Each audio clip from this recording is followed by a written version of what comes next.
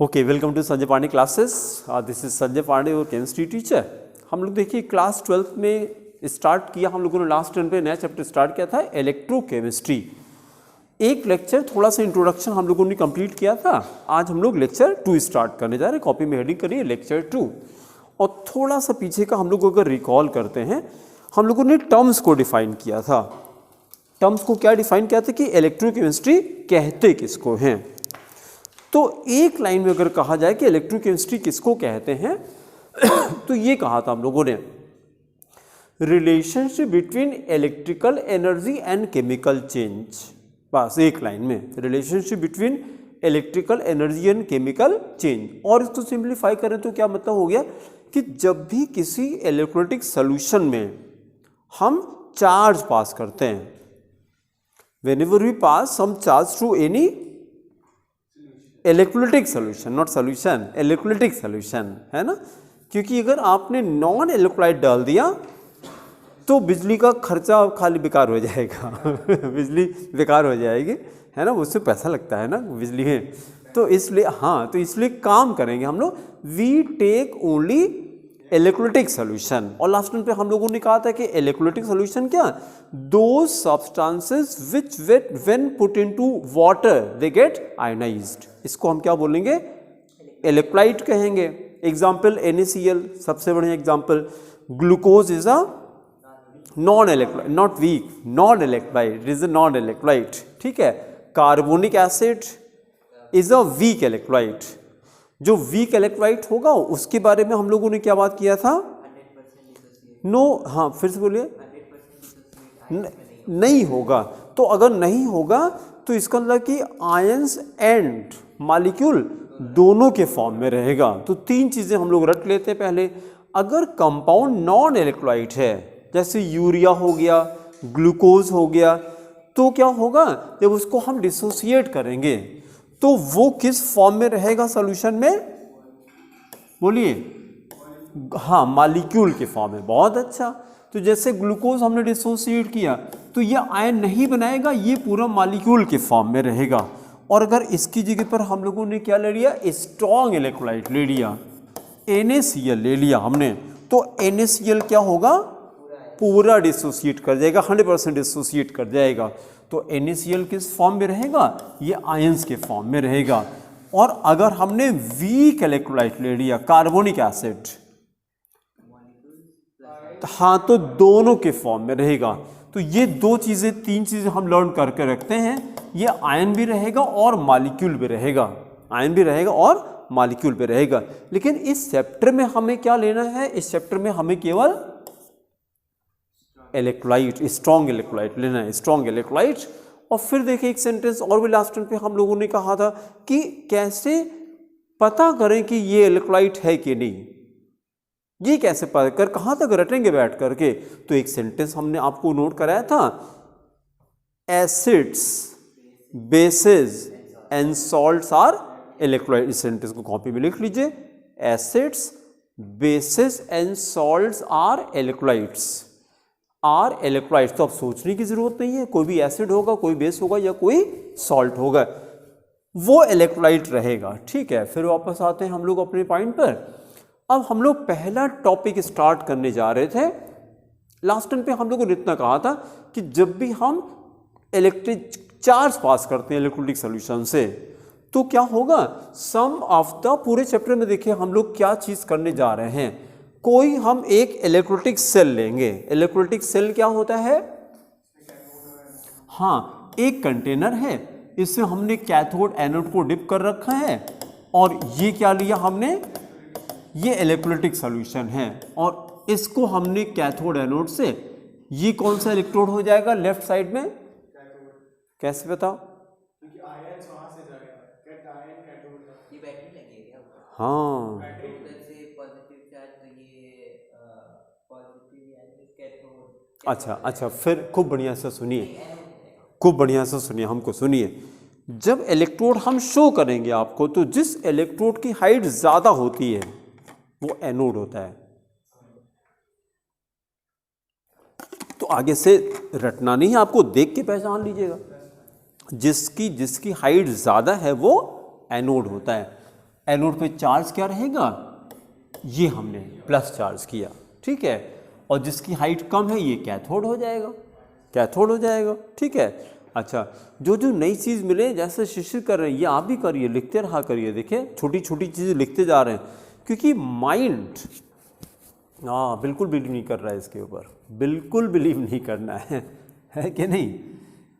जैसे ये कहा जाता है कि जो माइंड है, माइंड का मतलब सेंसेस ना, माइंड का मतलब सेंसेस, माइंड अपने आप से तो कुछ करता नहीं है, सेंसेस के थ्रू करता है। और इसकी प्रॉपर्टी देख लीजिएगा, माइंड के अंदर जितनी भी चीज़ें आती हैं वो उनके लिए ये कहा गया है, they come and then go, they come and then go. एक बड़ा अच्छा सा वर्ड गीता इसी के लिए यूज करती है, आगम अपाइनो, ये संस्कृत का वर्ड है, आगम अपाइनो। आगम अपाइनो का मतलब they will come and then go, they will come and then go. तो ज़्यादा इसके ऊपर बिलीव नहीं करना है, हम लोग बैठ खाली सुनते रहते हैं, नहीं कुछ नहीं याद रहता, इसलिए कॉपी में लिखते रहा करिए, माइंड पे ज़्यादा बिलीव नहीं करें, तुरंत लिखते रहा करिए।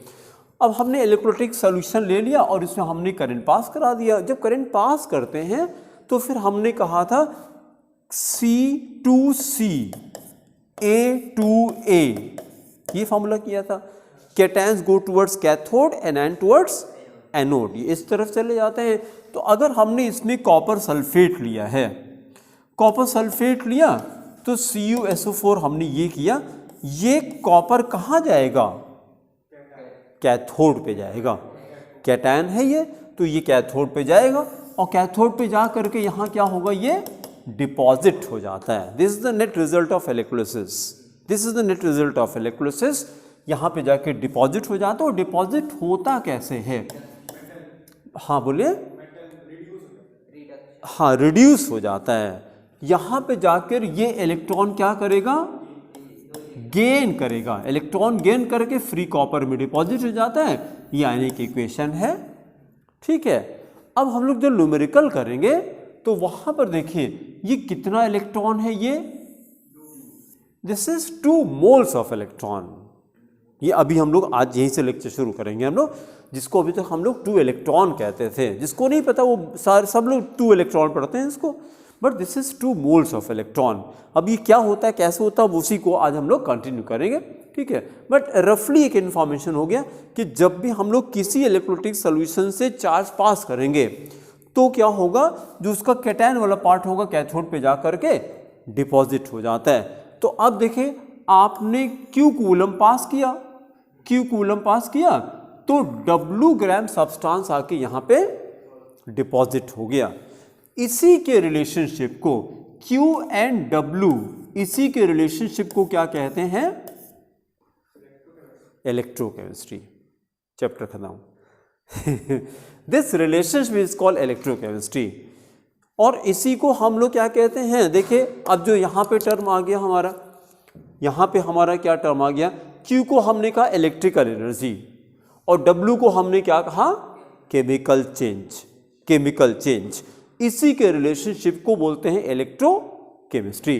पहले हम लोग क्या करेंगे, पहले Q सप्लाई करेंगे और ये स्टडी करेंगे कि कितना डिपॉजिट हो रहा है। उसके बाद फिर अगले पार्ट में, सेकेंड पार्ट में जो हम लोग यहाँ पर आएंगे, देखिए यहाँ तक 4th पॉइंट तक तो यही चलेगा, Q सप्लाई करेंगे, W मिलेगा हमको। उसके बाद यहाँ से पॉइंट नंबर 5 से उल्टा शुरू कर देंगे, यहाँ पे इलेक्ट्रिसिटी जनरेट होगी, here we will perform chemical changes. यहाँ कैटायन एनायन का रिएक्शन करेंगे और उससे क्या होगा, हमको करंट प्रोड्यूस होगी। इस सेल को, जिसमें हमने सेल जिसमें ये इलेक्ट्रोलिसिस कराते हैं, उस कंटेनर को क्या कहते हैं, उसको बोलते हैं इलेक्ट्रोलिटिक सेल। जो भी हम लोगों ने डायग्राम बनाया था दैट वाज इलेक्ट्रोलिटिक सेल। और जिस सेल के अंदर करंट प्रोड्यूस होती है वो क्या है, उसको, हाँ फिर से बोलिए, बहुत अच्छा, उसको बोलते हैं electrochemical cell. This is called electrochemical cell. तो गैल्वेनिक सेल, वोल्टाइक सेल क्या है, these are all electrochemical cells. दोनों जस्ट अपोजिट हो गया, एक में करंट सप्लाई करते हैं, एक पे प्रोड्यूस होता है। तो अभी हम लोग यहाँ से शुरू करने जा रहे हैं, ठीक है। फिर इतना भी देखिए, हम लोगों ने रिवाइज कर लिया था कि ये जो W है ये किस पे डिपेंड करता है? Only charge. It depends only upon the amount of charge pass, coulomb pass. Last time पे हम लोगों ने क्वेश्चन किया था कि मेरे पास 2 सिल्वर नाइट्रेट के सोल्यूशन हैं, एक डाइल्यूट है एक concentrated, same amount of charge pass किया था, किस में ज़्यादा सिल्वर मिलेगी?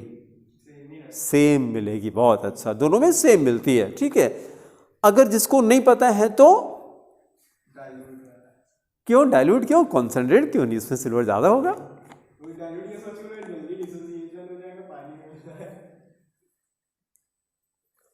नहीं, ज़्यादा तो लोग कॉन्सेंट्रेटेड को ही प्रेफर करते हैं क्योंकि उनको लगता है इसमें सिल्वर ज़्यादा होगी, है ना।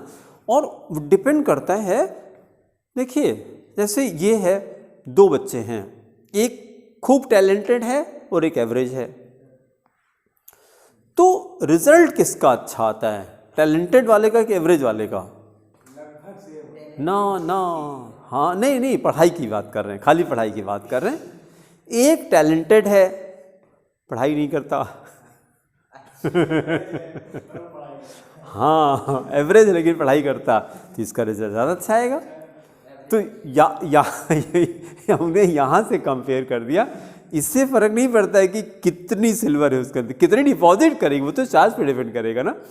तो कितना आप मेहनत करते हैं, कितना मेहनत करते हैं, इसके ऊपर डिपेंड करता है कि आपका रिजल्ट कैसा आएगा।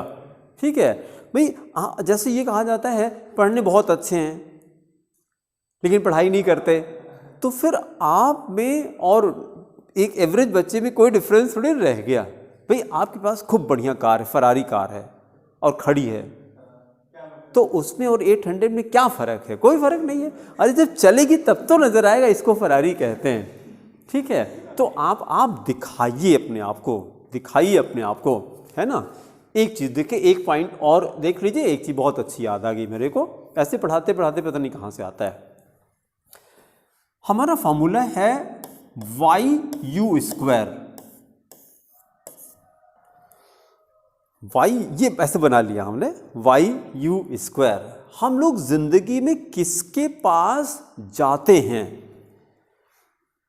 उसके पास जाते हैं जिसके पास ये 3 प्रॉपर्टी होती है। YU² मैंने शॉर्ट में कर दिया।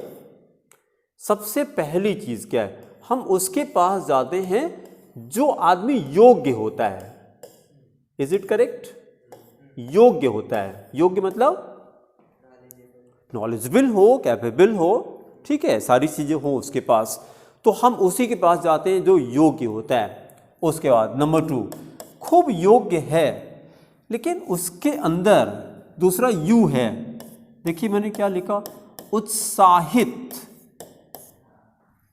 जो उत्साहित होता है, अगर खूब योग्य है, मुंह बना के बैठा है, आप जाएंगे उसके पास? कभी नहीं जाएंगे आप। पता नहीं, मुंह बना के बैठा है, कभी नहीं जाएंगे उसके पास। ठीक है, तो आप उसके पास जाते हैं जो व्यक्ति योग्य होता है। आप उसके पास जाते हैं जो एक्साइटेड रहता है, हैप्पी रहता है, उत्साहित रहता है, एंथुसिज्म रहता है, एंथुसिस्टिक रहता है। फिर तीसरा देखिए जरा, तीसरा यू क्या है? जो उपलब्ध रहता है। उपलब्ध समझते हैं? हाँ, उपलब्ध। ये योग्य भी है, एक्साइटेड भी है, गए मिलते ही नहीं है। भाई अगर आप आइए यहाँ पर, हम एक दिन मिले एक दिन ना मिले, तो आप तो फिर हाँ नहीं, आप जाने के पहले कॉल करेंगे, पता नहीं हो कि ना हो। या कोई शॉप है आपकी, शॉप आप गए, शटर बंद है, फिर गए शटर बंद है, तो आपको लगेगा ये क्या मजाक है यार, कि जब जाओ तो पता कंफर्म ही नहीं रहता कि कब खोलते हैं ये, तो उस दुकान पे आप कभी नहीं जाएंगे। तो अब हमें सीखना क्या है? ये तीनों चीज़ें अपने अंदर लानी है आपको अपनी पर्सनैलिटी में, क्योंकि हम लोगों ने कितनी बार कहा है, people don't like us, people like our personality. लोग पर्सन को पसंद नहीं करते हैं, पर्सनैलिटी को पसंद करते हैं। लोग हमें पसंद नहीं करते, हमारे गुणों को पसंद करते हैं, हमारी पर्सनैलिटी को पसंद करते हैं। तो अपनी पर्सनैलिटी में ये चीज़ें ऐड करना शुरू करिए, है ना। ये योग्य बनना शुरू करिए, ये कहा जाता है कि लॉ ऑफ लाइफ, इसको रटिएगा, the law of life is you don't get what you desire. The law of life is you don't get what you desire, you get what you deserve, you get what you deserve. तो अपने आप को कैसा deserving बनाना है, deserving बनाना है, योग्य बनाना है। और इसको देखिए, आज की डेट में 99% लोग के पास ये प्रॉब्लम है कि नहीं, वो बना के बैठे रहते हैं।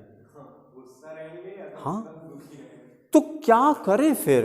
अगर सक्सेस अचीव करनी है, सक्सेस पर देखिए बहुत एक्साइटेड होते हैं, हमेशा हैप्पी रहते हैं वो, ठीक है। इसके लिए क्या करें? इसके लिए एक तरीका है, fake it until you make it. शुरू में बस दिखावा करिए हम एक्साइटेड हैं, जब घुसिए तो चुपचाप मत घुसिए, और भाई क्या हाल चाल है, सब ठीक ठाक है, को हल्ला करते हुए आइए, ठीक है। मतलब इसकी आदत डाली धीरे धीरे। जहाँ तो लोग क्या होता है चुपचाप होकर बैठ जाते हैं मुंह बना करके, है ना। इतना तो हेलो तो कर सकते हैं, जा करके हेलो किया, है ना, और ठीक है क्या चल रहा है, ज़बरदस्ती बात कर रहे हैं, यार अभी हम देर हो गया, क्या टॉपिक शुरू हो गया, बात करने का बहाना ढूंढ रहे हैं, खाली बस बात करने का बहाना ढूंढ रहे हैं, है कि नहीं। तो ये उत्साहित होने का क्या करें? प्रैक्टिस करें, प्रैक्टिस करें, प्रैक्टिस करें, प्रैक्टिस करें। और डिसिप्लिन अगर आप नहीं हैं, जैसे किसी को आपने टाइम दिया तो वहाँ पर आप रहिए। 3 बजे की क्लास है तो 3 बजे यहाँ पर होना चाहिए आपको। मैं तो रहता हूँ, कभी ऐसा नहीं होता है कि आप आए और हम यहाँ मिले ना, आप कभी नहीं, मेरा नेचर नहीं है वो। तो ये कहा जाता है first to make habit then habit make you. पहले आदतें बनाती फिर आदतें आपको बनाती है। तीनों चीज़ें अपनी पर्सनैलिटी में आप ऐड करना शुरू करिए। तीनों को शॉर्ट में क्या बोलें? YU²। अब से पर्सनैलिटी में अपने ऐड करना है, ठीक है। फिर देखिए, तो हमने ये कर दिया, WNQ के रिलेशनशिप को इलेक्ट्रोकेमिस्ट्री कहा जाता है। अब पहला टॉपिक स्टार्ट करते हैं। लास्ट टर्न पे इसलिए नहीं किया था कि कुछ लोग एब्सेंट थे, लेकिन अब आज वो भी एब्सेंट है। अब क्या होगा, अब आगे का कुछ भी उनको पल्ले नहीं पड़ेगा। अगर आज का लेक्चर मिस किया तो कुछ भी पल्ले नहीं पड़ेगा, है ना। इलेक्ट्रोकेमिस्ट्री गई उनकी, पूरी इलेक्ट्रोकेमिस्ट्री गई।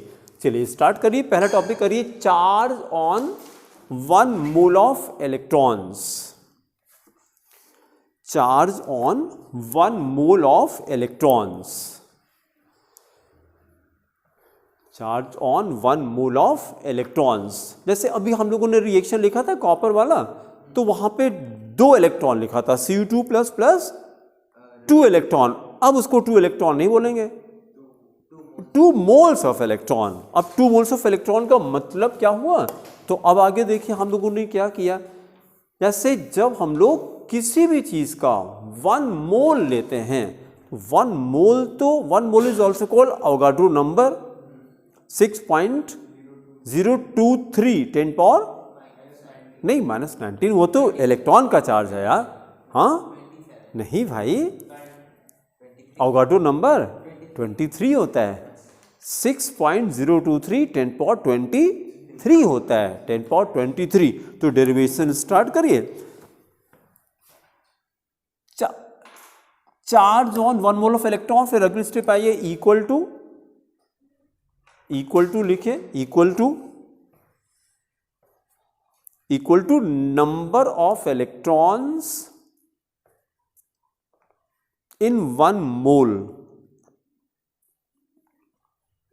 Number of electrons in 1 mole into charge on 1 electron. Charge on 1 electron. फिर अगले स्टेप पे आ जाइए, 6.023 10 पावर 23 इंटू 1.6 10 पावर -19, 10 पावर -19। फिर जब इसको मल्टीप्लाई करते हैं तो ये आता है 96,500 9500 96,000 सॉरी 96,000 ये, हाँ 96,500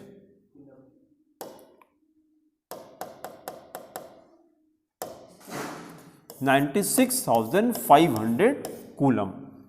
ये किसने कैलकुलेट किया था? ये फैराडे ने कैलकुलेट किया था। इसीलिए फिर इसको 1 फैराडे भी कहते हैं। This is also called 1 Faraday, this is also called 1 Faraday. तो हमने क्या लर्न किया, 1 फैराडे क्या होता है, 96,500 कूलम, और we can say 1 mole of electron. नीचे करिए, therefore 1F is equal to 96,500 coulomb is equal to charge on 1 mole of electron. तीनों एक ही चीज है, charge on 1 mole of electron, charge on 1 mole of electron. अब numerical में इसकी जरूरत पड़ेगी हम लोग को। तो जो अभी हम लोगों ने कॉपर वाला रिएक्शन लिखा था, तो वो 2 मोल ऑफ इलेक्ट्रॉन है, तो हम उसको 2 फैराडे कह सकते हैं, 2 फैराडे कह सकते हैं। हमें एल्युमिनियम डिपॉजिट करना था, तो एल्युमिनियम पे तो 3 पॉजिटिव चार्ज रहता है, 3 मोल ऑफ इलेक्ट्रॉन है, या हाँ बहुत अच्छा 3 फैराडे लगेगा, 3 फैराडे लगेगा। अच्छा, आप खुद ध्यान से सुनिएगा, न्यूमेरिकल की तरफ चल रहे हैं हम लोग। अगर हम वेट को इक्विवेलेंट वेट से डिवाइड कर दें, या आप ये जानते हैं वेट को हम मॉलिक्यूलर वेट से डिवाइड कर दें, तो इसको क्या कहते हैं, इसको मोल कहते हैं, स्मॉल n से रिप्रेजेंट करते हैं। और फिर वेट को इक्विवेलेंट वेट से डिवाइड कर दें, इसको इक्विवेलेंट्स कहते हैं, इक्विवेलेंट्स, हाँ, नंबर ऑफ इक्विवेलेंट्स। जैसे वहां बोलते थे नंबर ऑफ मोल्स, उसमें बोलते हैं नंबर ऑफ इक्विवेलेंट्स। कॉपी में लिखे, number of mole is equal to weight upon molecular weight. Number of mole पहले वर्ड्स में लिखिए, फिर फॉर्मूले के फॉर्म में लिखिए। Number of mole is equal to weight upon molecular weight, फिर फॉर्मूले के फॉर्म में n is equal to W upon m। n number of mole है, W हमारा वेट है, m मॉलिक्यूलर वेट है।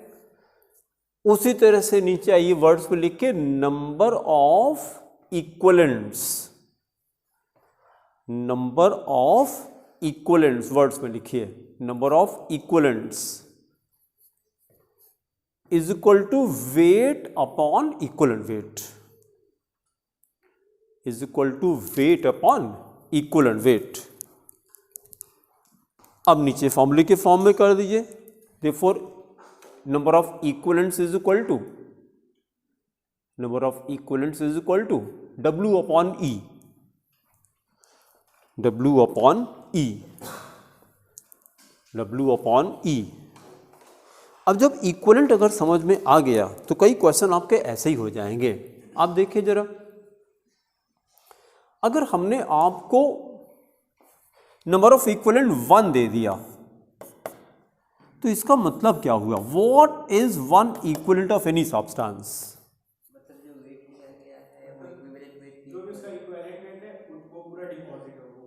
नहीं, इसका ये मतलब हो गया, अगर ये 1 हो गया तो फिर W is equal to E हो गया। इसका ये मतलब हो गया कि 1 इक्विवेलेंट कहते किसको हैं, 1 equivalent is the weight of any substance which is equal to its equivalent weight. देखिएगा, हमने एल्युमिनियम को लिया, एल्युमिनियम की वैलेंसी 3 होती है। इक्विवेलेंट वेट का एक फॉर्मूला है, equivalent weight is equal to atomic weight upon valency, है ना। लिखते रहिए, लिखते रहिए, लिखते, आता है फिर भी लिखते रहिए, आता है फिर भी लिखते रहिए, तो बढ़िया सा नोट्स आपका तैयार हो जाएगा। Equivalent weight is equal to atomic weight upon valency, upon valency. Example aluminium का ले लीजिए, इक्विवेलेंट वेट ऑफ एल्युमिनियम, नीचे लिखिए example equivalent weight of aluminium. Atomic weight होता है 27, इसका एटॉमिक वेट होता है 27, वैलेंसी होती है 3, वैलेंसी होती है 3, तो कितना हो गया फिर 9 हो गया, रट लेते हैं। Equivalent weight of aluminium is 9, equivalent weight of aluminium is 9। तो आप बताइएगा, नीचे क्वेश्चन लिखिए, what is the weight of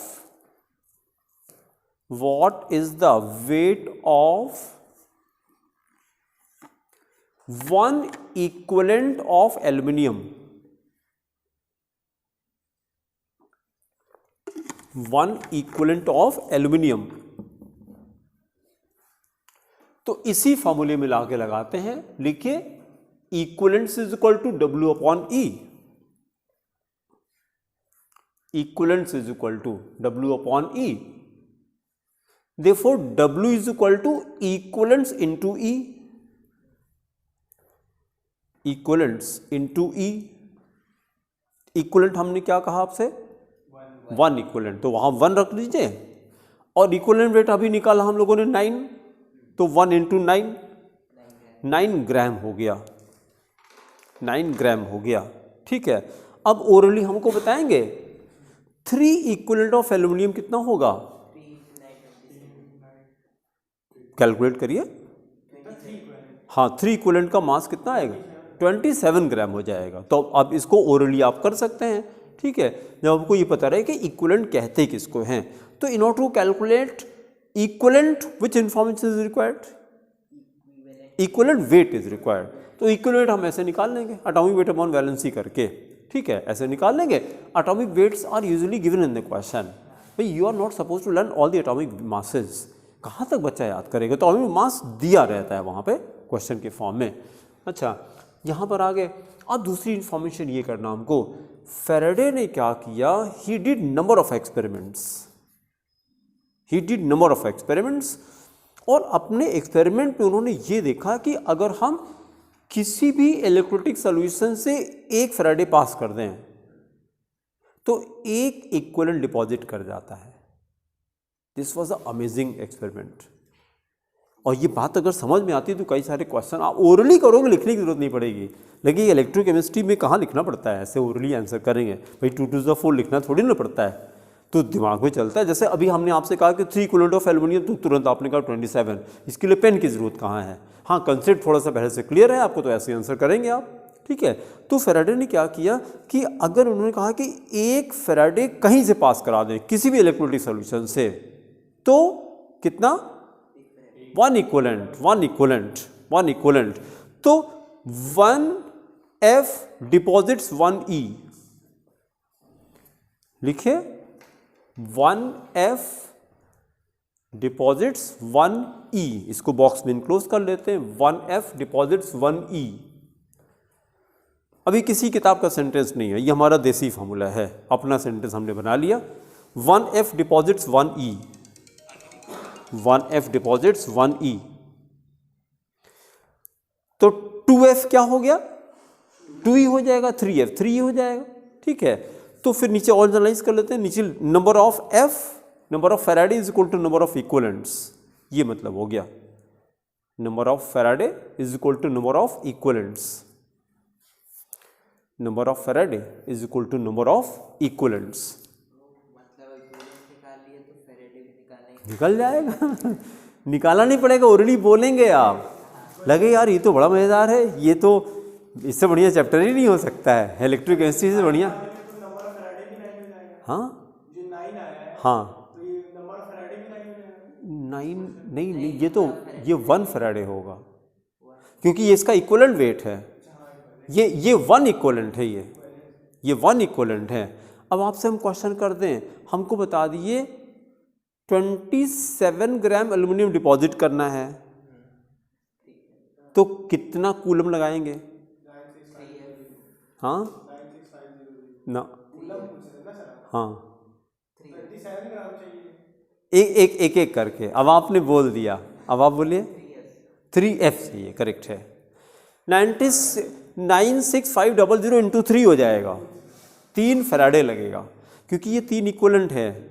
अब जैसे ही सेंटेंस शुरू हो क्वेश्चन का, आप ढूंढिए कहाँ मास बोले तुरंत मास को इक्विवेलेंट वेट, वो एटॉमिक मास हमने नहीं कहा, हमने मास कहा। भाई इलेक्ट्रोलिसिस करा रहे थे और धीरे से बोले कि 100 ग्राम डिपॉजिट हो गया, हाँ बस क्वेश्चन खत्म हो गया। अब आप क्या बोल रहे हैं हमको मतलब ही नहीं, आप जो बोलते रहिए, अब हमारा काम खत्म।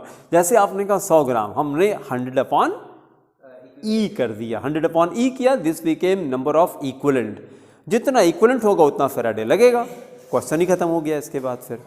ठीक है, अच्छा अब थोड़ा सा और अंदर चलते हैं हम लोग कि जब कोई हमको गैस मिलती है, जैसे हाइड्रोजन मिल गई, ऑक्सीजन मिल गई, वाटर को हमने इलेक्ट्रोलिसिस करा दी तो हाइड्रोजन ऑक्सीजन मिलेगी, फिर गैस मिलेगी।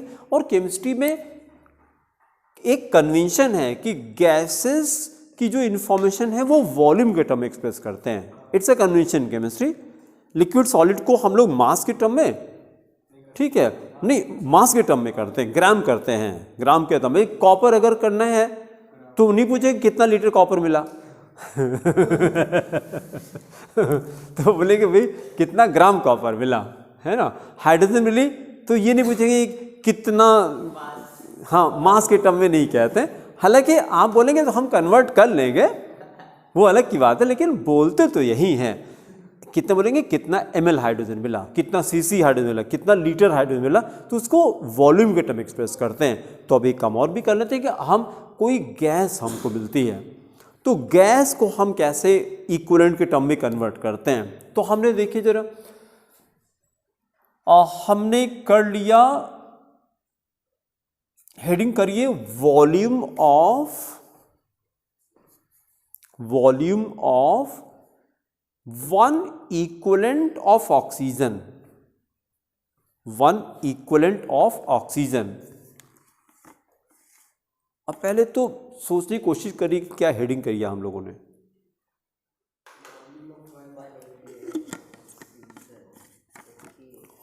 वॉल्यूम ऑफ, क्योंकि ऑक्सीजन गैस होती है, नहीं डेंसिटी की जरूरत है, डेंसिटी की जरूरत लिक्विड में पड़ती है, डेंसिटी की जरूरत लिक्विड में पड़ती है। Volume of one equivalent of oxygen हमको निकालना है, एक इक्विवेलेंट ऑक्सीजन का कितना वॉल्यूम होता है। देखिए जरा, हमने क्या किया, ऑक्सीजन का मॉलिक्यूलर वेट कितना, 32। यहां से लिखिए 1 mole of oxygen is equal to 32 gram, is equal to 32 gram. इसका मतलब क्या हो गया, 32 gram oxygen will occupy 22400 cc, ठीक है, 20.4 लीटर है ये, 22.4 लीटर। ब्रैकेट में वो भी चलने दीजिए, 22.4 लीटर। इसको जरा देखिए, नीचे लिखिए और 32/8, 8 ऑक्सीजन का क्या हो सकता है, 8 ऑक्सीजन का, हाँ ये इसका इक्विवेलेंट वेट है, ऑक्सीजन का इक्विवेलेंट वेट 8 होता है, ठीक है। वेट अपॉन इक्विवेलेंट वेट, ये क्या निकला, इक्विवेलेंट हो गया। तो हमने इसको लिखा और 4 इक्विवेलेंट, मतलब 32 ग्राम कितना इक्विवेलेंट है, 4 इक्विवेलेंट है, 4 इक्विवेलेंट है। 34 इक्विवेलेंट ऑफ ऑक्सीजन कितना है, 22400 cc, 1 मोल का वॉल्यूम था ये। तो अब जरा देखिए, therefore 1 इक्विवेलेंट का वॉल्यूम 22400 डिवाइडेड बाई 4, डिवाइड करिए जरा, 22400 डिवाइड बाई 4, 5600 लीटर नहीं, सीसी, सीसी, सीसी और 5.6 लीटर, 5.6 लीटर। अब इसको रट लिया जाए, नीचे खूब बढ़िया एक सेंटेंस बनाइए। Therefore volume of one equivalent of oxygen, volume of one equivalent of oxygen is 5.6 litre, 5.6 litre और 5600 सीसी, 5600 सीसी। अब आंसर कीजिएगा, ओरली आंसर करना है आपको। हमें ऑक्सीजन चाहिए थी और हमें 5.6 लीटर ऑक्सीजन चाहिए, कितना फैराडे लगेगा?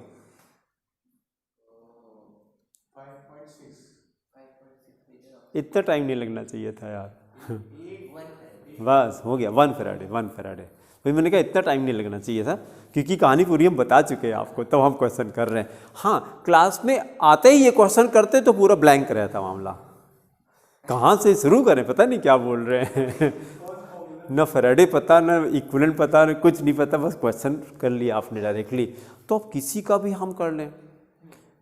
ऑक्सीजन, हाइड्रोजन, यही दो गैस से ज़्यादा आप इन्हीं का दर्शन होता है, ऑक्सीजन और हाइड्रोजन न्यूमेरिकल के फॉर्म में, ठीक है। तो वन इक्विवेलेंट हाइड्रोजन का भी कैलकुलेट कर लेते हैं। दूसरी हेडिंग करिए, वॉल्यूम ऑफ, हाँ अपने आप करिए, बहुत अच्छा।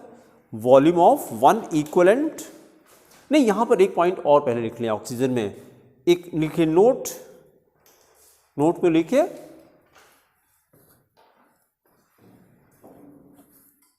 1 फैराडे, 1 फैराडे, नहीं सेंटेंस को चेंज किया जाए, ऐसे किया जाए 5.6 लीटर, ये ज़्यादा अच्छा sentence. 5.6 litre of oxygen is obtained, 5.6 litre of oxygen bracket में 1 equivalent, 5.6 litre of oxygen bracket में 1 equivalent is obtained by 1 faraday, by 1 faraday, ठीक है। अब हाइड्रोजन का निकाल लीजिए, volume of 1 equivalent of hydrogen, heading करिए volume of 1 equivalent of hydrogen, volume of 1 equivalent of hydrogen.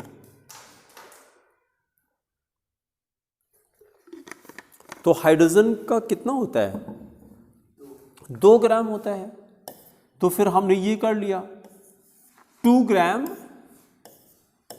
कितना, 22.4 लीटर, 1 मोल है ये। और अगले स्टेप में 2/1, 1 is the equivalent weight of hydrogen. तो ये कितना इक्विवेलेंट हो गया? ये 2 इक्विवेलेंट हो गया। 2 ग्राम हाइड्रोजन कितना equivalent? 2 equivalent. 2 equivalent is equal to 22.4 litre. Therefore 1 equivalent 11.2, बहुत अच्छा, 11.2 लीटर। अब इसको रट लेते हैं। तो हमको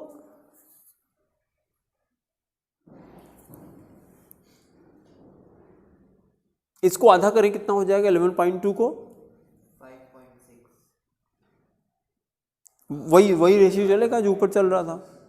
तो हमने अब यहाँ पे आपसे किया कि 5.6 लीटर हमको हाइड्रोजन चाहिए। बहुत अच्छा, हाफ फैराडे हो जाएगा, हाफ फैराडे हो जाएगा। अब ओरली करेंगे आप क्वेश्चन, क्योंकि कहानी समझ में आ गया ना कि कैसे करते हैं इसको, ठीक है। अब कुछ क्वेश्चंस करते हैं इसके। क्वेश्चन नंबर है 1, शीट में है क्वेश्चन नंबर 1, रेफरेंस करिए। क्वेश्चन नंबर 1 ये लीजिए। ये क्या है, कौन सा एग्जामिनेशन है ये? नीट है, बहुत अच्छा। अब इसी को नीट कहते हैं ना, है ना। और इस बार नीट कौन करा रहा है? पिछली बार किसने कराया था? एनटीए ने कराया था, एनटीए ने। हाँ कहीं लिखा है ना, लिखाया था हमने, दूसरी कॉपी होगी। कोई बात नहीं। एनएमसी, एनएमसी आप national medical commission, NMC national medical commission बोलते हैं उसको, ठीक है। अच्छा, क्वेश्चन 1 कॉपी में लिख लीजिए, 1 मिनट लगेगा।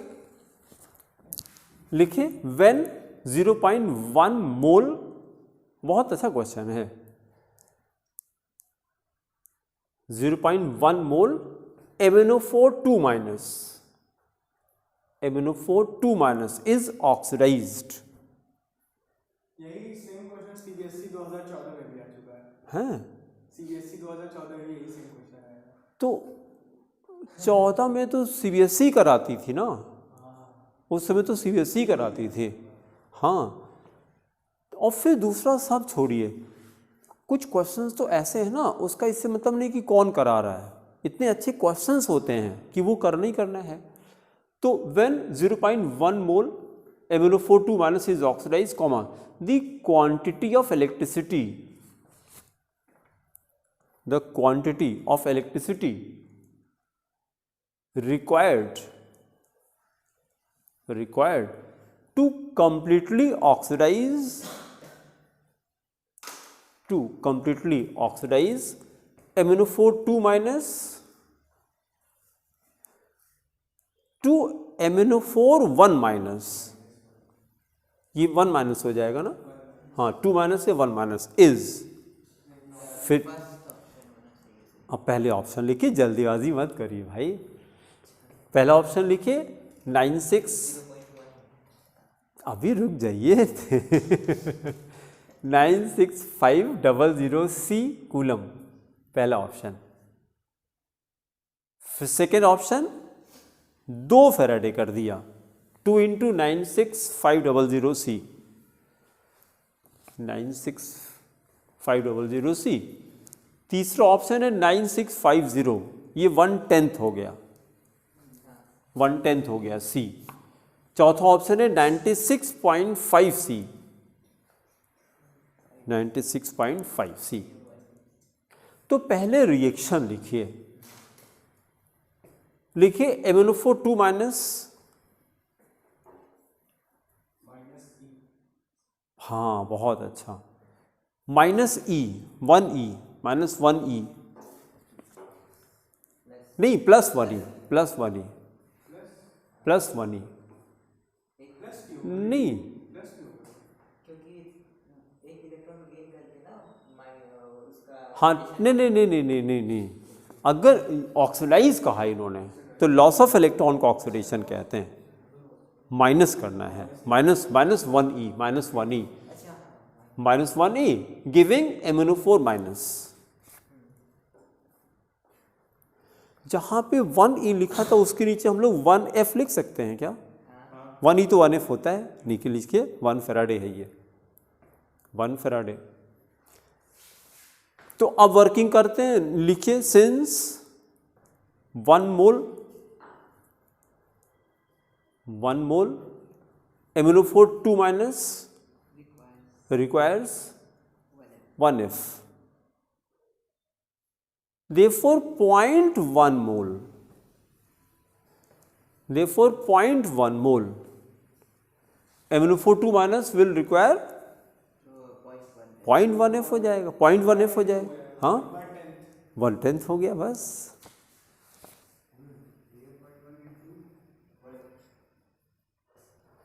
तो फिर हमने क्या कर दिया, 10 से डिवाइड कर दिए, तो इज इक्वल टू हो गया 96500/10, 96500/10, तो थर्ड वाला आंसर हो जाएगा। अब देखिए जल्दीबाजी में आंसर गलत हो रहा था आपका, तो आपने पहला आंसर बोला था पहले, है ना। अच्छा क्वेश्चन कैसा लग रहा है, मज़ेदार है कि नहीं? सब आया हुआ है, जो पढ़ा है वही से आया हुआ है ना। नहीं मतलब जैसे जिस बच्चे ने प्रैक्टिस ना की हो, जिसने प्रैक्टिस की होगी 1 सेकंड लगेगा करने में उसको, 1 सेकंड, एक से ज़्यादा नहीं लगे। खूब बढ़िया से रिवाइज अगर उसने किया, फटाफट बोलेगा 1/10 है ये, तो है ना। और जिसने पढ़ा नहीं, कंसेप्ट नहीं क्लियर है, जो डेफिनेशन रट करके गया है, वो कुछ नहीं कर पाएगा इसमें। अभी तो चैप्टर स्टार्ट कहाँ किया हम लोगों ने, क्वेश्चन चालू हो गया है। हाँ, बेसिक से है, लेकिन आप देखिए ज़रा, नीट का क्वेश्चन, जेई का क्वेश्चन इस टॉपिक से आ रहा है। वो जो बेसिक कंसेप्ट है ना, कि फैराडे क्या होता है, इक्विवेलेंट क्या होता है, कितने इक्विवेलेंट वेट से कैसे रिलेट करें। हाँ हाँ हाँ, बिल्कुल बिल्कुल बिल्कुल, दो क्वेश्चन आ जाएगा। ठीक है, चलिए फिर दूसरा क्वेश्चन करिए। ये तो अब तुरंत आपसे हो जाना चाहिए। सेकंड क्वेश्चन लिखिए। पहले वाले का आंसर थर्ड हो गया, थर्ड वाला आंसर था। सेकंड क्वेश्चन करिए। द वेट ऑफ सिल्वर, लिखिए the weight of silver,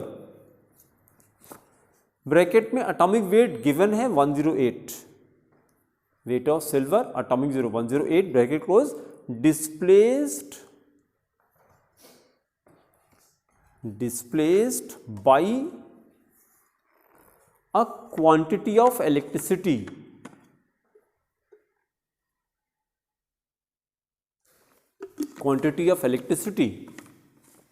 which displaces, अभी थोड़ा सोचना पड़ेगा आपको, which displaces 5600 ml of oxygen। अभी इसीलिए हमने किया था वर्किंग इसकी 5600 ml of oxygen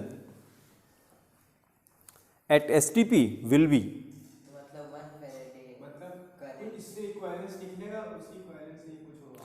ये कितना इक्विवेलेंट है?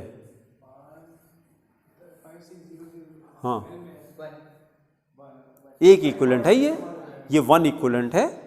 चाहे 5.6 लीटर कहते या 5600 ml है, दोनों एक ही बात तो है, ये एक इक्विवेलेंट है। तो आप देखिए जरा, नंबर ऑफ इक्विवेलेंट, अभी रुक जाइए, पहले सुन लीजिए। अगर एक इक्विवेलेंट है ये ऑक्सीजन, तो 1 फैराडे लगेगा। जब 1 फैराडे लगेगा, तो 1 फैराडे से चाहे ऑक्सीजन है या सिल्वर है, दोनों का एक इक्विवेलेंट ही रहेगा। इसका भी एक इक्विवेलेंट डिपॉजिट करेगा, वो भी एक इक्विवेलेंट मिलेगा, ये भी इक्विवेलेंट। तो 1 इक्विवेलेंट ऑफ सिल्वर बस 108, क्योंकि वैलेंसी इसकी 1 होती है, वैलेंसी 1 होती है, इसलिए एटॉमिक वेट इक्विवेलेंट वेट दोनों एक ही होता है इसका। तो इक्विवेलेंट वेट भी यही आ जाएगा, तो 108 इसका आंसर हो गया। इसका वैलेंसी से भी या रिएक्शन से भी आंसर आ सकता है। हाँ, उससे भी आ सकता था। ठीक है, कंप्लीट करिए। पहला ऑप्शन था 5.4 ग्राम। 5.4 ग्राम देखिए, कंफ्यूज करने के लिए दिया, ये डेटा ऑक्सीजन से रिलेटेड है। 5.4 ग्राम। नंबर 2 10.8 ग्राम, 10.8 ग्राम, ये क्या हो जाएगा? 10.8 ग्राम 10 से डिवाइड कर दिया। हाँ, फिर थर्ड ऑप्शन 54 ग्राम, ये भी ऑक्सीजन आ गया, 54 ग्राम। फिर चौथा ऑप्शन 108 ग्राम, 108 ग्राम। नीचे एक लाइन की वर्किंग करिए, लिखिए 5600 ml O2, 56 ml O2 is 1 equivalent of O2, 1 equivalent of O2। फिर अगले स्टेप पे लिखिए, number of equivalent of O2 is equal to number of equivalent of silver. Number of सबका इक्विवेलेंट बराबर रहेगा। Number of equivalent of silver is equal to 1 equivalent is equal to 108 gram. 1 equivalent of silver 108 gram हो जाएगा। इसकी working करनी पड़ेगी क्या कि हो जाएगा? जो पहले फॉर्मूला हम लोग लिखा था, number of equivalent is equal to weight upon equivalent weight, तो वहीं से आ जाएगा। नंबर ऑफ इक्विवेलेंट 1 रखिए तो weight is equal to equivalent weight, तो 108 हो जाएगा। वो क्वेश्चन में गिवन है आपको। ठीक है, तो ये आंसर हमारा चौथा वाला आंसर हो गया, फोर्थ वाला आंसर हो गया। ये थोड़ा सा डिफरेंट है, एकदम डिफरेंट हो गया। ये जेई का था 2014 का, इन्होंने कहा था metal that can not be obtained by the electrolysis, क्योंकि हम लोग क्या करते हैं जब इलेक्ट्रोलिसिस करते हैं तो जो सॉल्ट का कैटायन होता है वो कैथोड पे चला जाता है, और सॉल्ट का कैटायन यूजुअली मेटल होता है। इसका आंसर तो इलेक्ट्रोकेमिकल सीरीज से ही दे सकते हाँ, वहाँ से भी आएगा। एक्वियस यानी वाटर में डाला गया है। हाँ एक्वियस यानी वाटर में डाला गया नहीं, देखिए इलेक्ट्रोलिसिस तो सॉल्ट के एक्वा सॉल्यूशन की करते ही हैं, लेकिन इन्होंने ये कहा the metal that can not be obtain by the electrolysis of aqua solution salt is. तो एक तो मेटल आयन होगा और एक H प्लस आयन होगा, तो जो H प्लस के नीचे होगा वो नहीं मिलेगा जो मेटल। देखिए इसका आंसर है जो एस ब्लॉक एलिमेंट्स होते हैं, एस ब्लॉक एलिमेंट्स की, जब एस ब्लॉक एलिमेंट्स के सॉल्ट की जब इलेक्ट्रोलिसिस कराते हैं तो कैथोड पे मेटल नहीं मिलता, हाइड्रोजन मिलती है। ये सेंटेंस अच्छे से रट के रखेंगे, ठीक है। तो पहले क्वेश्चन कॉपी में लिख लीजिए, the metal that can not be obtained, the metal that can not be obtained by the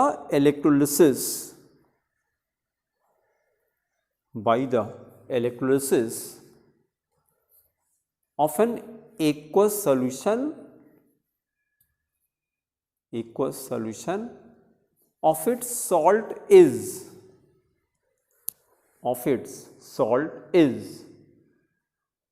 फिर चार ऑप्शन लिखिए। पहला ऑप्शन कॉपर है, second option chromium, third is silver and fourth is calcium.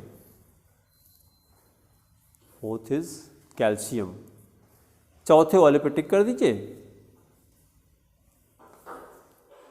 और नीचे ये सेंटेंस कॉपी करिए, लिखिए note, in the note right during electrolysis of S block elements,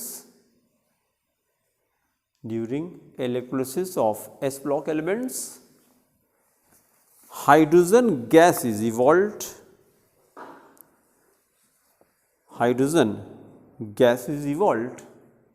at cathode,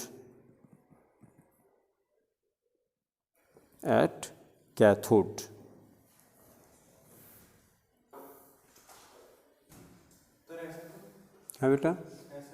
ये एस ब्लॉक की प्रॉपर्टी होती है, क्योंकि जब हम लोग इलेक्ट्रोलिसिस कराते हैं जो मेटल हाइड्रोजन नीचे है ना, तो जो नीचे होती है वो डिस्चार्ज होती है। हाइड्रोजन मेटल के एस ब्लॉक के जो मेटल्स हैं उनके नीचे होती है, तो जो नीचे वाली है वो जाके पहले डिस्चार्ज हो जाती है, तो इसलिए हाइड्रोजन गैस ही आपको मिलेगी। ये जो बाकी जितने एलिमेंट है वो तो हाइड्रोजन से ऊपर ही। हाँ, वो हाइड्रोजन के ऊपर, उनकी केस में मेटल ही मिलेंगे। हाँ, सिल्वर का करेंगे तो सिल्वर मिल जाएगा कैथोड पे। हाँ क्योंकि वो हाइड्रोजन के नीचे है। हाँ।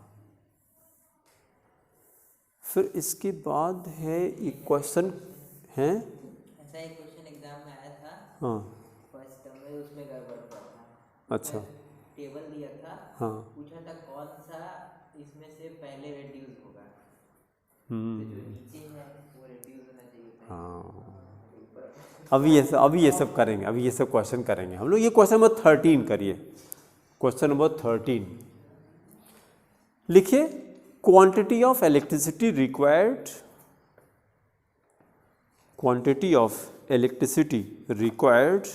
टॉपिक तो इस चैप्टर में ये सही है, एक टॉपिक करा सिर्फ 4 5 6 7 क्वेश्चन। और क्या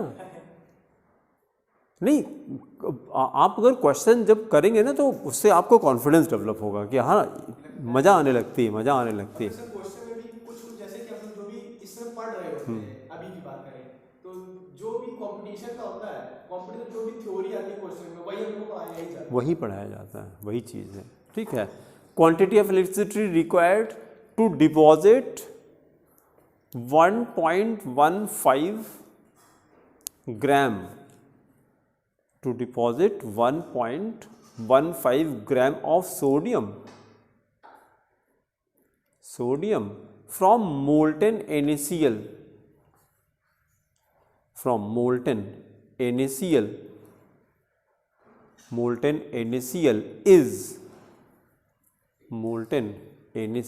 is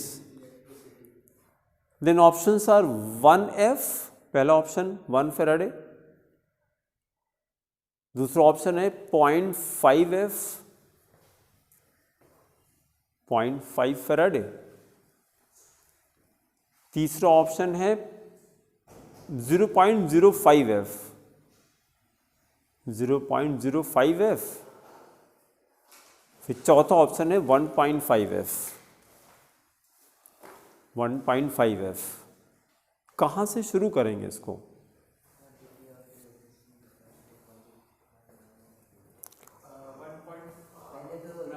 सर पहले 1 से करते हैं 23। इसका इक्विवेलेंट निकाल लीजिए, बस वही आंसर हो जाएगा। लिखिए, नीचे लिखिए नंबर ऑफ इक्विवेलेंट। अभी मैंने कहा था जैसे मास मिले बस क्वेश्चन खत्म, आगे पढ़ना सुनना है ना पढ़ना है। जैसे मास मिले इक्विवेलेंट निकालिए। लिखिए number of equivalent is equal to weight upon equivalent weight, weight upon equivalent weight. 1.15 upon 23, equal weight of sodium is 23, क्योंकि वैलेंसी 1 होती तो एटॉमिक वेट के बराबर आ जाएगा। ये एटॉमिक वेट दिया था 23। हाँ ठीक है, ये डिवाइड नहीं 1.15 अपॉन 23 है, ये डेसिमल में आएगा। डिवाइड करिए मोबाइल से।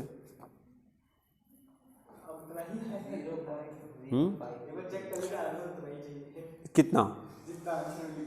नहीं, यहाँ से देख के मत करिए बेटा, अपने आप करिए। अपने आप करेंगे तो फिर आपका कॉन्फिडेंस आएगा ना। हाँ 0.05 हो गया, 0.05F यही आंसर हो गया बस। Because number of equivalent is equal to number of Faraday, ये पॉइंट वहाँ रिकॉल कर दीजिए। Number of equivalent is equal to number of Faraday. हाँ, कि आप कुछ इस्तेमाल करिए और क्या, कुछ न कुछ आप करिए उसके साथ में। यार मतलब जैसे एग्जामिनेशन में यही तो चेक किया जाता है ना कि आप कुछ न कुछ करिए। और सर ये कंपटीशन में बहुत देते हैं। हाँ लंबा चौड़ा सवाल देंगे, उस तरह का डेटा लेके आना ही चाहिए। चलिए फिर अब हम लोग चैप्टर स्टार्ट करते हैं। अब हेडिंग करिए second topic.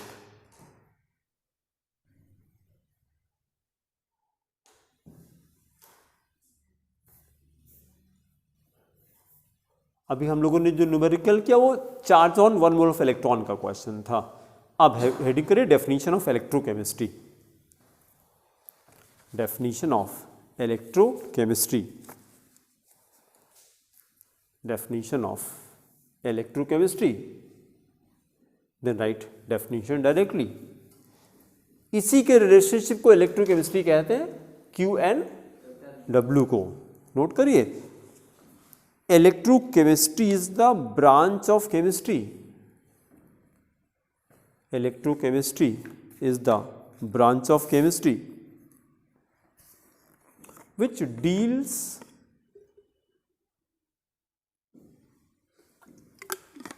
with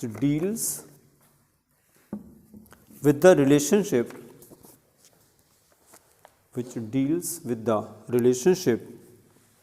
between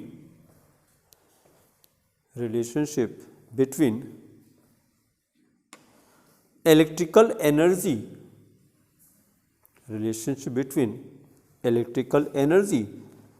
and chemical change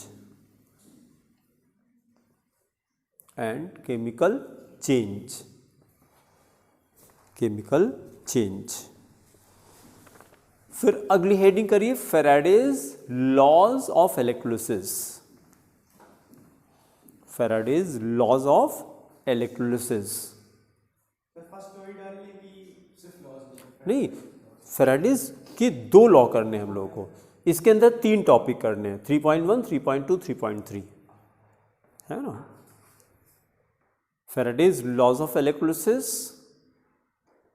फिर सब टॉपिक करिए 3.1 Faraday's first law of electrolysis, Faraday's first law of electrolysis, Faraday's first law of electrolysis. Stop writing. अब देखिए फैराडे ने क्या कहा था, फैराडे ने कहा था कि जो W होता है, W इज प्रोपोर्शनल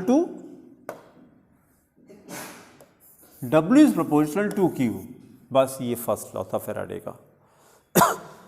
अब और कोई फैक्टर नहीं है कि इलेक्ट्रोलाइटिक सॉल्यूशन का कॉन्सेंट्रेशन क्या है, इससे मतलब ये डाइल्यूट है, कॉन्सेंट्रेटेड।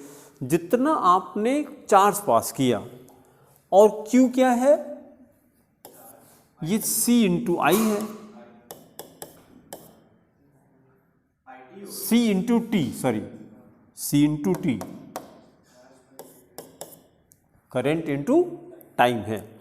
तो अब इससे मतलब नहीं है, अब आप इसको बढ़ाते तो टाइम कम हो जाएगा। हमको तो चार्ज से मतलब है, टोटल चार्ज। ठीक है, डेफिनेशन नोट करिए। Right, when electric current is passed, when electric current is passed through an electrolytic solution, through an electrolytic solution,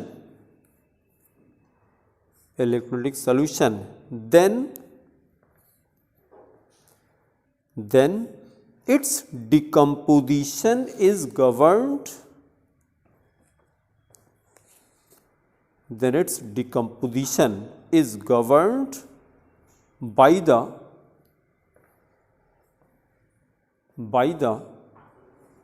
following two laws of electrolysis, two laws of electrolysis।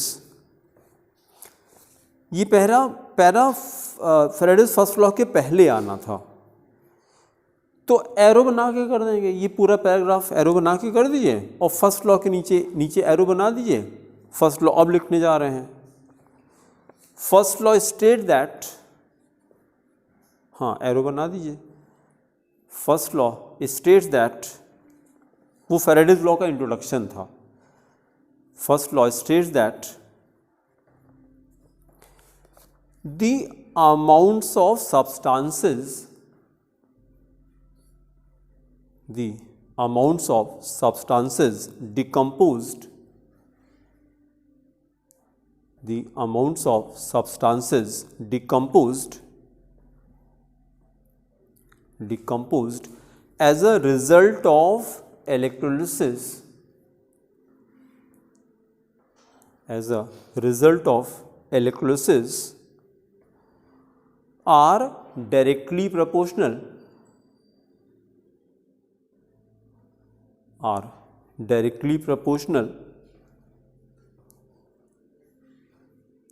to the quantity of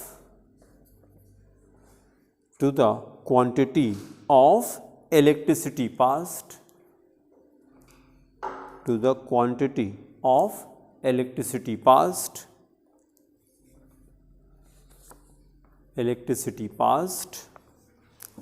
then para change, if W gram, W inverted comma में, if W gram of a substance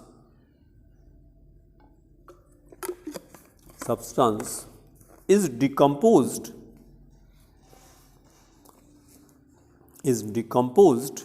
by passing a current of C ampere, passing a current of C ampere for t seconds,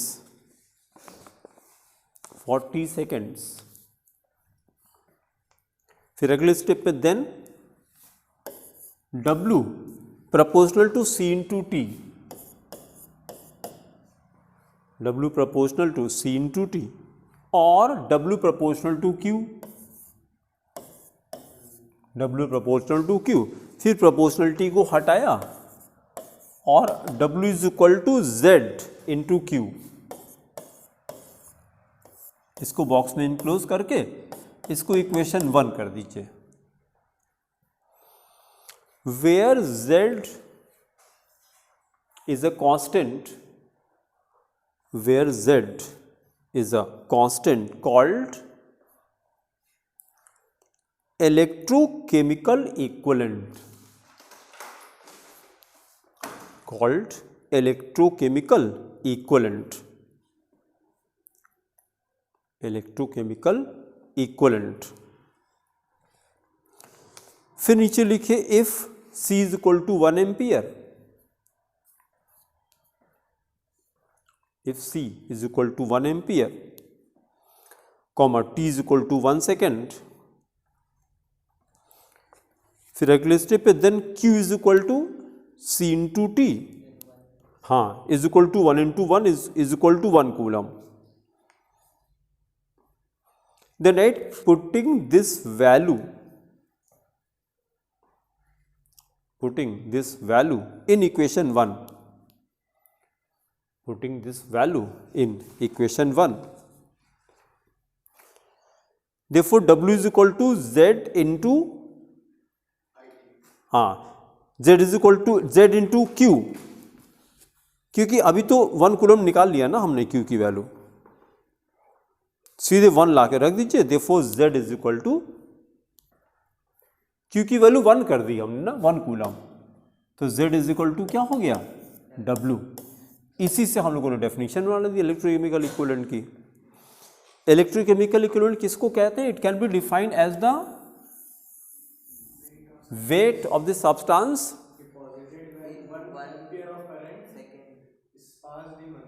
हाँ 1 second, या directly 1 coulomb बोलिए बस, when 1 coulomb charge is passed, ठीक है, definition note करिए। Therefore electrochemical equivalent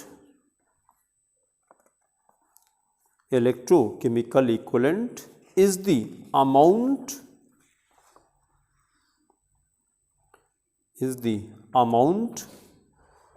of the substance decomposed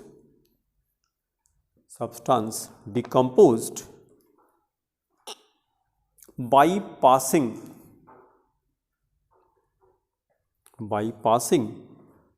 1 coulomb charge, by passing 1 coulomb charge through the solution,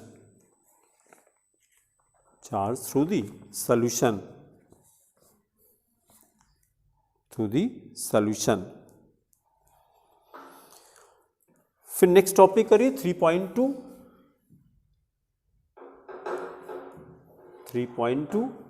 difference between chemical equivalent bracket में E, difference between chemical equivalent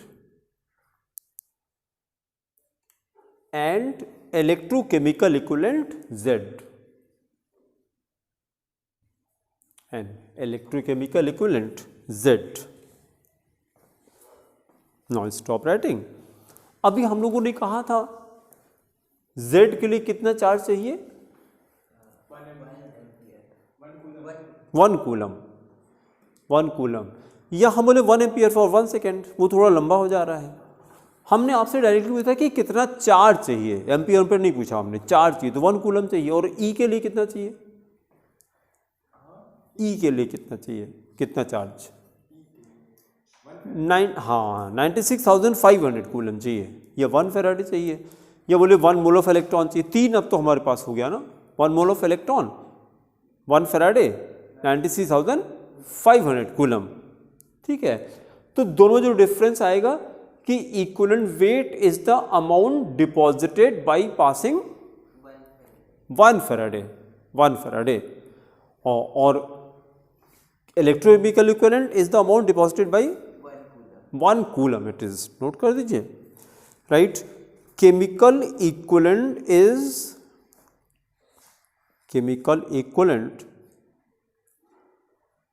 is the amount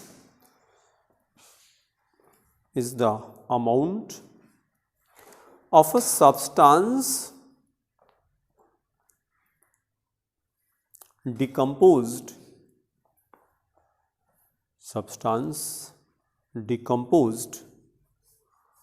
by passing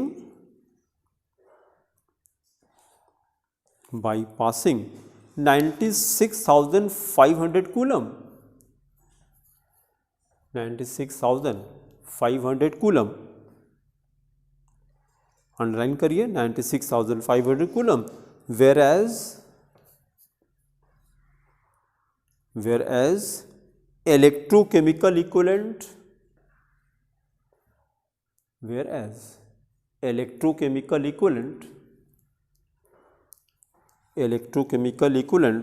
is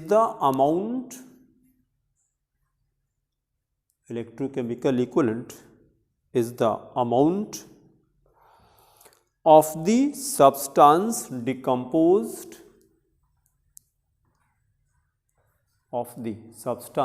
decomposed by passing 1 coulomb, underline 1 coulomb,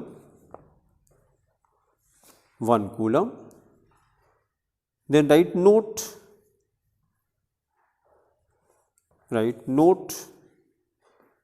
अब इस note पे questions करने हैं हम लोग को, अभी लिख रहे हैं फिर अगले टर्न पे क्वेश्चन करेंगे. लिखिए टू डिकम्पोज और टू डिपॉजिट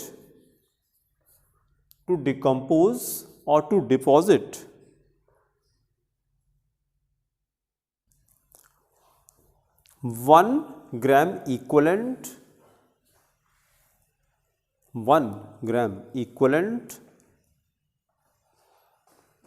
और इक्वलेंट वेट, दोनों एक ही चीज होती है. 1 ग्राम इक्वलेंट और इक्वलेंट वेट ब्रैकेट में E, कॉमा वी रिक्वायर. अब 3 तरह के क्वेश्चन मिलेंगे अगले स्टेप पे. नंबर 1 1F, फिर अगले स्टेप पे, और नंबर 2 96,500 कूलम,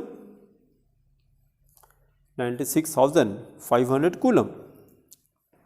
फिर अगले स्टेप में, और number 3 1 mole of electrons, 1 mole of electrons. ठीक है, बस इतना करके छोड़ दीजिए. अगले टर्न पे इसके कुछ न्यूमेरिकल्स करके फिर हम लोग सेकेंड लॉ स्टार्ट करेंगे. ठीक है, थैंक यू.